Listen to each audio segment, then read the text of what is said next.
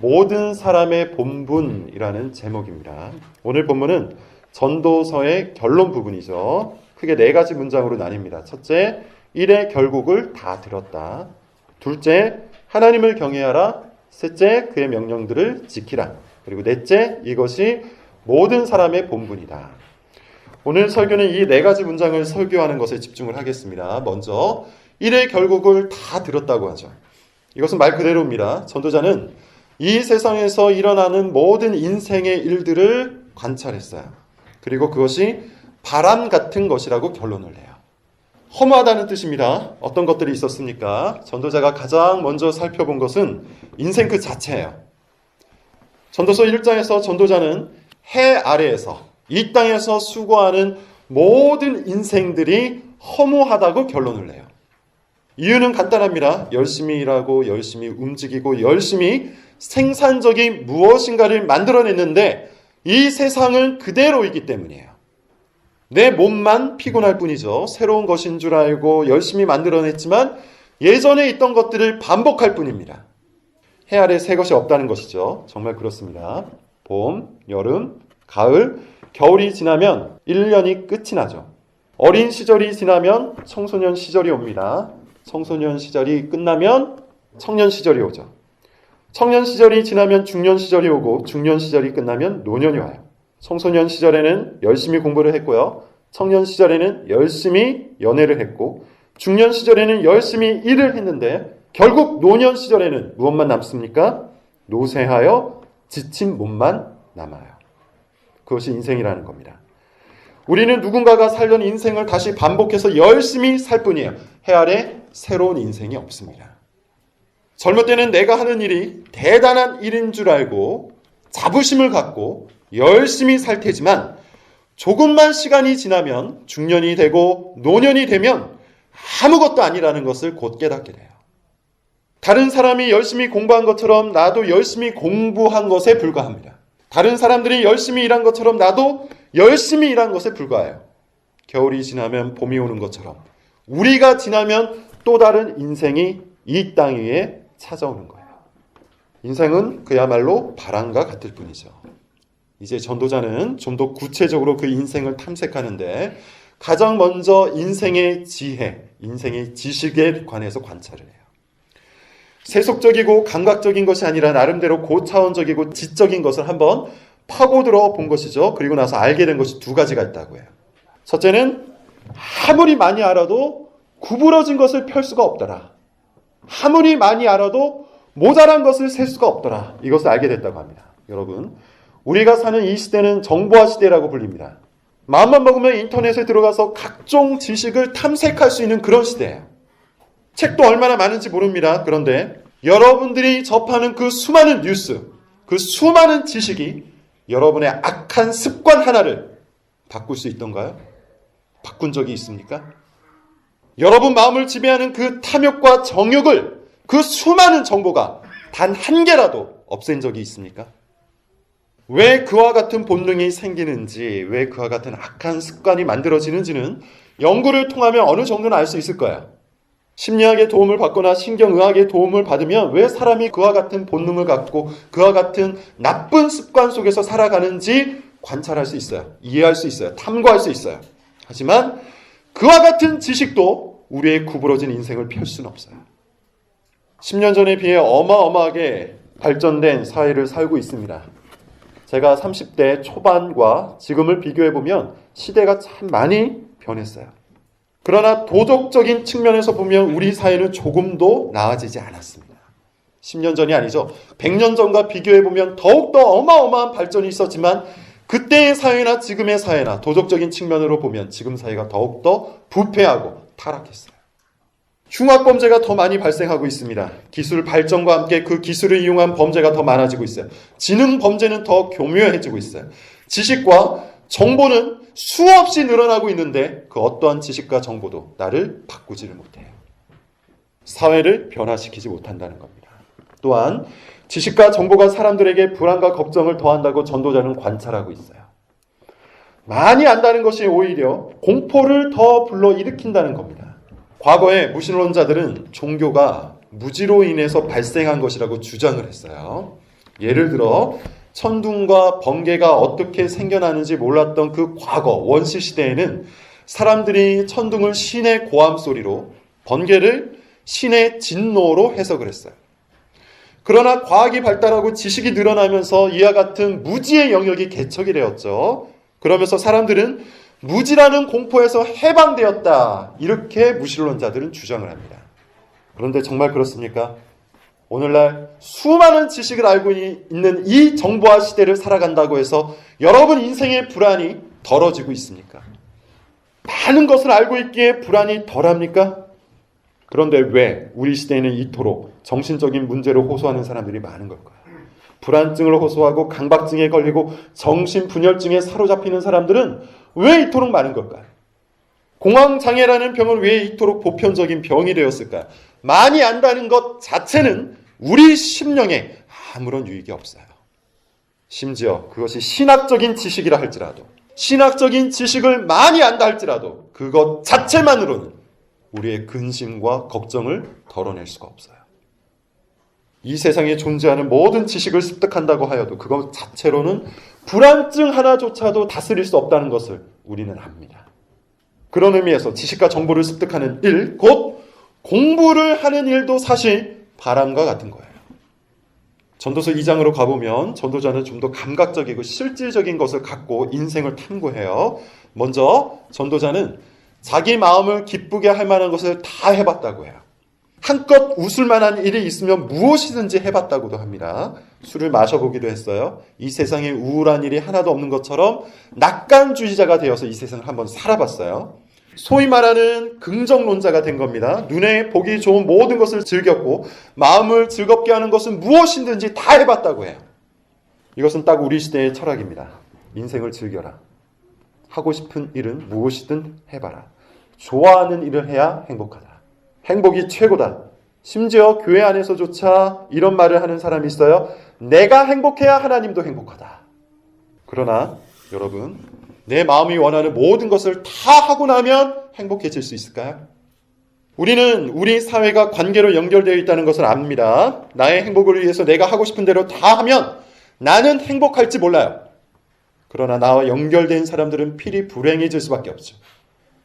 배우자가 불행해지고 자녀가 불행해지고 부모가 불행해지고 동료가 불행해집니다. 내 주변이 다 불행한데 정말 나 혼자만 행복할 수 있을까요?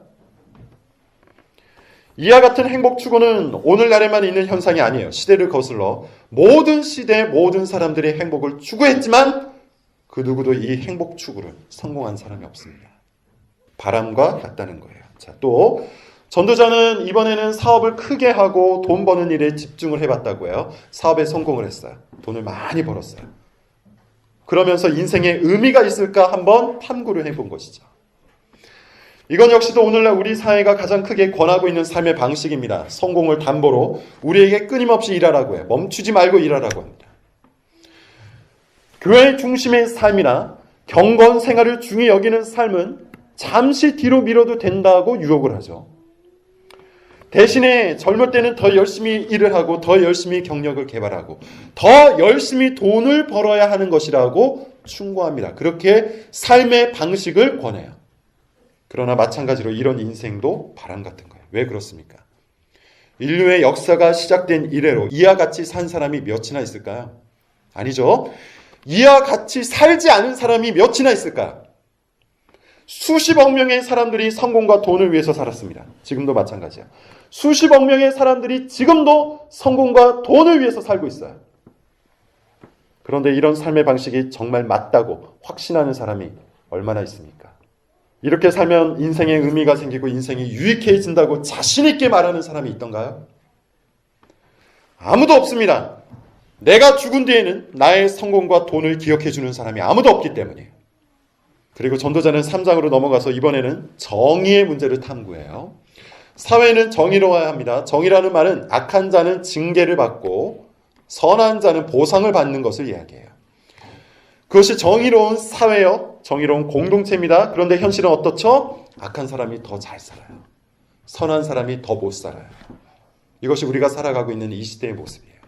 심지어 가장 정의로워야 할 법정조차도 악이 판을 친다고 해요.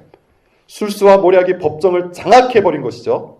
4장으로 가보면 이번에는 이 악이 사회 전체에 퍼져 있다고 전도자가 말합니다. 학대받고 착취받는 사람들이 곳곳에 있습니다. 잘난 사람을 시기하고 질투해서 그를 무너뜨리려고 하는 사람들이 곳곳에 있습니다. 우리 사회가 실제로 그렇습니다. 돈 많은 사람은 아무리 큰 죄를 지어도 쉽게 감옥에서 나오고, 돈도 없고 힘도 없는 사람은 조그마한 죄를 지어도 빠져나갈 구석이 없는 그런 사회. 가난한 사람은 계속해서 가난하고, 부유한 사람은 계속해서 부유하고, 가난이 대물림이 되고, 권력이 대물림이 되고, 사회적 지위가 대물림이 되는 그런 사회, 우리 사회입니다. 여러분, 우리는 지금까지 전도자가 관찰한 것을 살펴봤어요. 인생에서 일어나는 그 모든 일들 중에, 그 수많은 일들 중에 과연 대단한 것이 있는지, 과연 의미 있는 것이 있는지, 과연 진정으로 유익한 것이 있는지를 살펴봤어요. 몸과 마음의 기쁨을 주는 쾌락을 살펴봤고요. 돈과 성공을 살펴봤고요. 지혜와 지식을 살펴봤고, 정의와 공의를 살펴봤어요. 그러나 결과가 무엇이었습니까? 인생은 바람과 같다는 거예요. 허무하다는 거예요. 그 어디에도 인생이 있는 힘껏 움켜잡고 의지할 만한 것이 없다는 것이 전도자의 결론이에요. 돈에 매달리는 사람치고 행복한 사람이 없습니다. 성공에 집착하는 사람치고 말년이 좋은 사람이 없습니다. 쾌락을 즐기는 사람치고 평탄한 삶이 없습니다. 공부를 많이 하는 사람치고 불안과 근심이 없는 사람이 없어요. 인생에서 일어나는 이 모든 것들은 거품에 불과해요. 허상에 불과해요. 잠깐 잡은 것 같지만 금세 사라지는 신기루에 불과하다는 겁니다. 이것이 전도자가 관찰한 일의 결국이에요. 그리고 이제 전도자는 인생이 진짜로 해야 할 일을 우리에게 알려주죠. 일의 결국을 너희가 다 들었으니 첫째, 하나님을 경외하라고 해요. 경외한다. 이 말은 무슨 뜻일까요? 문자 그대로 해석을 하면 두려워한다는 말이에요. 하나님을 두려워한다.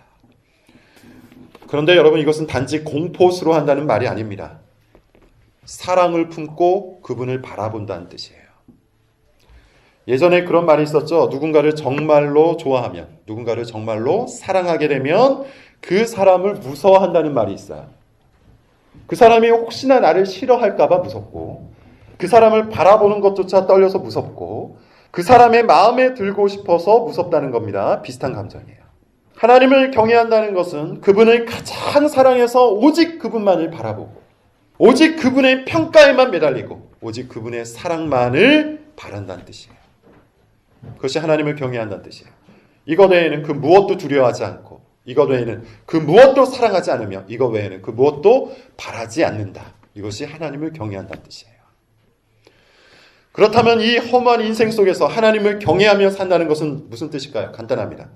지금까지 내 인생에 있어서 유익한 줄 알고 살았던 것을 버리고 하나님만 의지하며 사는 거예요.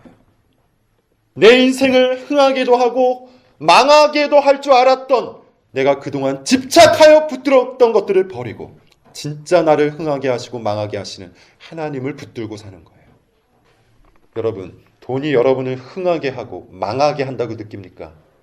그렇다면 여러분이 여전히 허망한 것에 의지해서 사는 겁니다. 직장에서의 성공이 여러분을 흥하게 하고 망하게 한다고 느낍니까? 그렇다면 여러분은 여전히 헛되고 헛된 것들을 붙들며 사는 거품 인생입니다. 사람들과의 관계와 평판이 여러분들의 인생을 유익하게도 하고 무익하게도 한다고 생각합니까? 허망한 인생을 붙들고 사는 겁니다. 어떤 사람은 좀 더 고차원적으로 지식이나 학문이 자신을 좀 더 낮게 만들 수 있다고 생각할지도 몰라요. 그래서 공부를 더 하고 경력을 더 키우고 지식과 기술을 늘려서 사람들 앞에서 자신을 부풀리려고 합니다. 그것을 근거로 자존심을 세우려 하는 것이죠. 만약에 그런 목적으로 공부를 하고 그런 목적으로 지식을 습득한다면 그 사람도 거품 인생이에요.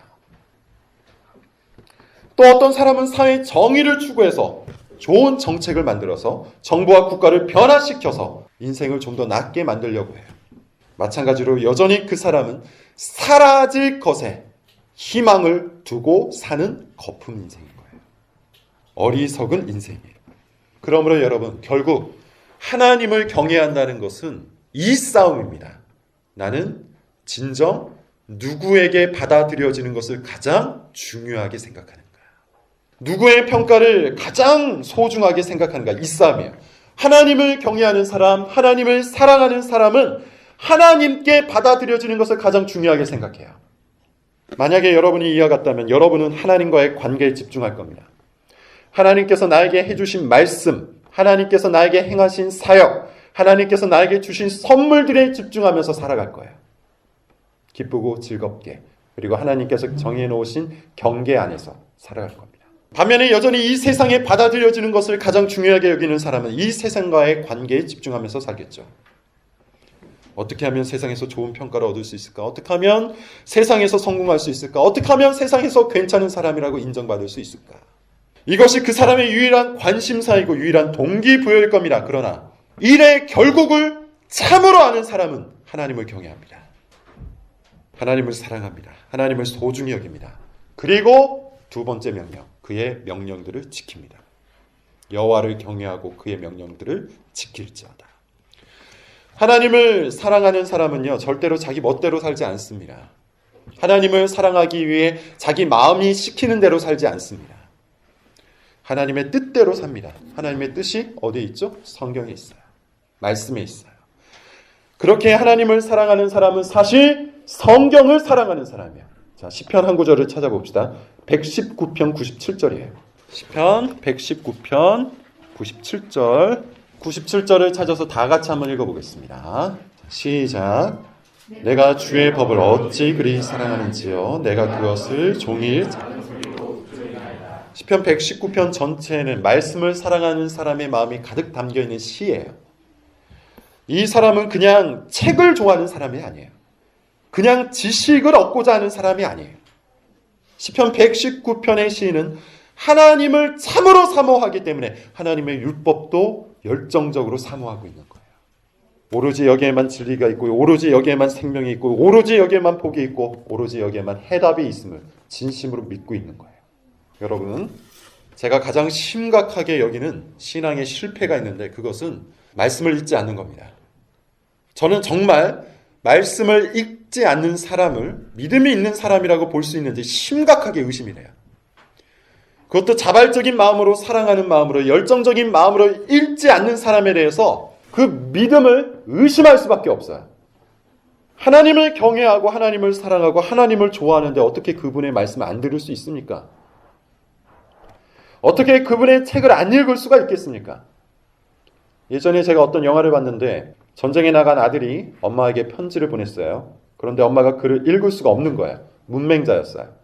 그래서 이 글을 아는 사람에게 부탁해서 편지를 읽어달라고 해요. 그 편지가 얼마나 좋은지 계속해서 매일매일 아침마다 저녁마다 읽어달라고 부탁을 해요. 엄마가 아들의 편지를 읽고 또 읽는 이유 뭡니까? 사랑하기 때문이죠.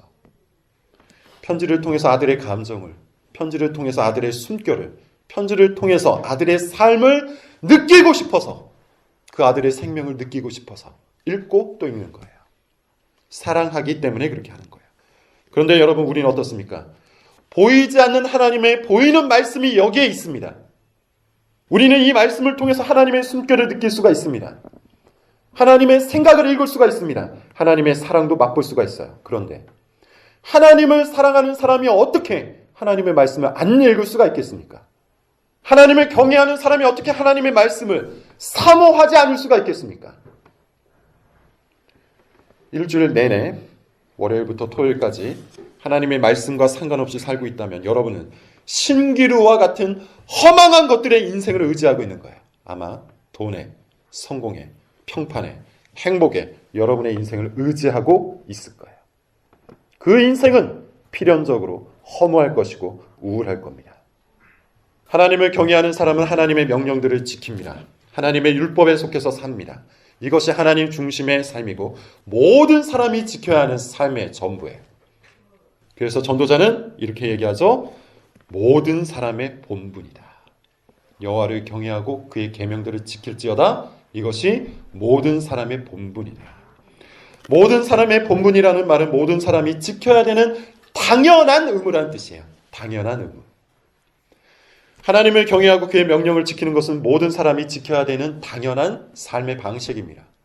여러분, 인생은 사실 복잡하지가 않아요. 하나님께서 우리에게 명령하고 계신 그 인생은 복잡하지 않아요. 계속해서 말하고 있지만 복잡한 것은 뭡니까? 욕망으로 가득한 우리의 마음이 복잡한 거예요. 이것도 하고 싶고 저것도 하고 싶은 우리의 탐욕스러운 마음이 우리 인생을 복잡하게 만든다는 거예요. 이 사람에게도 좋게 보이고 싶고 저 사람에게도 좋게 보이고 싶은 우리의 분별력 없는 생각이 우리 인생을 꼬이게 만드는 거예요. 이 탐욕스럽고 분별력 없는 마음이 우리 인생을 어떻게 꼬아버립니까? 한 다리는 세상에 놓고 다른 한 다리는 교회에 걸쳐 놓으면서 이것도 하고 저것도 하느라 심신을 피곤하게 만들죠. 항상 마음과 삶이 나뉘어 있기 때문에 늘 지칠 수밖에 없어요. 마음 한편으로는 세상에도 받아들여지고 싶고 또 다른 마음 한편으로는 하나님에게도 교회에게도 받아들여지고 싶은 마음이 있기 때문에 우리의 생각이 복잡하고 우리의 삶이 복잡한 거예요. 성공도 하고 싶고요. 인기도 얻고 싶고요. 쾌락도 즐기고 싶고요. 신앙도 좇고 싶은 우리의 모순된 사고방식이 인생을 혼란스럽게 만듭니다. 그런데 여러분, 성경은 이런 사람을 뭐라고 하는지 아십니까? 간음한 사람이라고 해요. 두 마음을 가진 사람이라고 해요. 간음이 뭡니까? 배우자가 있는데 또 다른 이성을 탐할 때, 또 다른 이성을 좋아할 때, 또 다른 이성에게 마음과 몸이 갔을 때 간음했다고 하죠. 두 마음을 품었을 때 간음이라는 표현을 써요. 우리가 다 아는 것처럼 간음은 아주 심각한 죄입니다.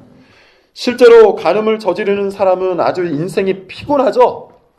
드라마나 영화를 통해서 우리가 좀 볼 수가 있는데 다소 웃음깡스럽게 묘사가 되기는 하지만 실제로 간음을 저지르는 사람은 그것을 들키지 않으려고 대단한 노력을 해요. 문자를 매일 지웁니다. 전화번호를 계속해서 바꿉니다. 배우자에게 더 잘해주려고 노력을 합니다. 시간을 쪼개서 씁니다. 밤늦게 만나고 새벽에 일어나서 만나고 낮에 만납니다. 들키지 않으려고 반날 없이 아주 복잡하게 살아가요. 이게 간통하는 사람, 간음하는 사람의 삶이에요. 두 여자를 만나야 하기 때문이에요. 두 남자를 만나야 하기 때문이에요. 그런데 신앙에 있어서 우리가 마치 그와 같이 산다는 겁니다. 하나님과 세상을 동시에 만나려고 그토록 애를 쓰며 아주 복잡하고 피곤한 인생을 산다는 거예요. 하나님과 세상을 동시에 만족시킬 수 있는 방법이 혹시 있을까? 부단히 노력하며 산다는 거예요. 그래서 인생이 복잡하고 피곤한 겁니다. 그래서 머리가 아프고 근심이 쌓이는 겁니다. 불안이 가중되는 겁니다. 이 모든 것은 인생의 본분에서 벗어나 있기 때문에 생겨나는 일이에요. 인생의 본분, 모든 사람의 본분, 마땅히 지켜야 되는 그 의무에서 벗어난 삶을 살기 때문에 생겨나는 겁니다. 전도자가 말하는 인생의 본분 간단하죠. 하나님을 경외하는 겁니다. 그리고 그분의 말씀을 따르는 겁니다. 세상을 두려워하지 말고 세상의 유혹에 넘어가지 않으면서 살면 됩니다. 돈과 성공과 평판과 쾌락과 성취에 연연하지 말고 하나님께서 나에게 주신 선물을 즐겁게 누리면서 오직 하나님께 모든 마음을 바치면서 살아가면 됩니다. 이게 어렵습니까? 어려운 이유가 있다면 딱 한 가지죠. 우리가 여전히 세상을 사랑하기 때문이에요. 두 마음을 갖고 있기 때문이에요. 더 정확히 말하면 나 자신을 하나님보다 더 사랑하기 때문이에요. 자신의 만족과 행복을 더욱더 사랑하기 때문에 이 간단한 인생의 본분을 지키지 못하는 거예요. 그 사람은 아직도 인생의 허무함을 받아들이지 않은 것이고 인생의 무력함을 스스로의 힘으로 이겨보려고 애쓰고 있는 중이며 사라져버릴 세상에 소망을 두고 있는 불신자입니다. 그 사람에게는 여전히 예수님보다 자아 실현이 훨씬 더 가치 있는 이야기일 겁니다.